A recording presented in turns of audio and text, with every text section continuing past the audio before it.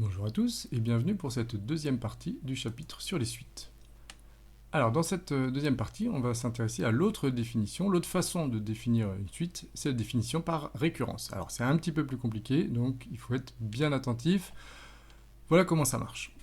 Lorsqu'on se donne un nombre et une règle de calcul, on peut définir une suite numérique. Par exemple, on note U1 égale 2, ce sera mon premier terme, et on se donne la règle de calcul multiplié par 2 et retranché 3. Alors cette règle de calcul et ce premier terme, ils seront toujours donnés. Maintenant, la difficulté, c'est de comprendre comment on s'en sert.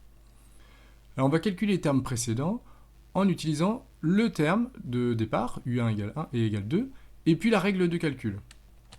Par exemple, le terme suivant, c'est U2.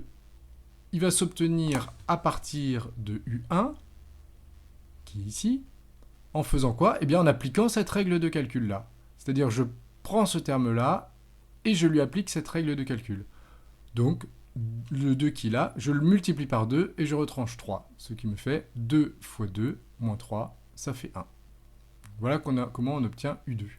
Comment on va obtenir le terme d'après? Exactement de la même façon, c'est-à-dire que je vais prendre ce terme-là maintenant et je vais multiplier par 2 et retrancher 3. Donc j'obtiens 2 fois 1 moins 3, ce qui me donne moins 1. Etc. Si je veux calculer U4, je prends le terme précédent, ici, moins 1, je multiplie par 2 et je retranche 3. Donc 2 fois moins 1, ça fait moins 2, moins 3, ça fait moins 5, etc. Voilà comment on calcule les termes de proche en proche en utilisant ce qu'on appelle la relation de récurrence. Alors, les nombres U1, U2, U3, etc. constituent une suite numérique. Par exemple, donc pour continuer sur cet exemple qu'on vient de traiter, on écrirait les choses comme ça. Avec une accolade ici, on écrirait U1 égale 2, donc ça c'est le premier terme. Et puis la deuxième ligne, c'est ça qui est un petit peu compliqué à comprendre, la deuxième ligne, elle explique comment on passe d'un terme au suivant. Comment on passe d'un terme de rang n, UN, au suivant. Le terme qui vient juste après UN, c'est UN plus 1. De la même façon que le terme qui vient après U2, c'est U3, le terme qui vient après U4, c'est U5, et bien le terme qui vient après UN, c'est UN plus 1. Donc cette deuxième ligne, il faut la comprendre comme ça. Comment on passe d'un terme au suivant? Si je connais UN, comment je fais pour avoir le terme d'après? Je multiplie par 2 et je retranche 3. Voilà, la première ligne donnant le premier terme et la deuxième ligne, la règle pour passer d'un terme au suivant. Voilà comment on notera une suite définie par récurrence.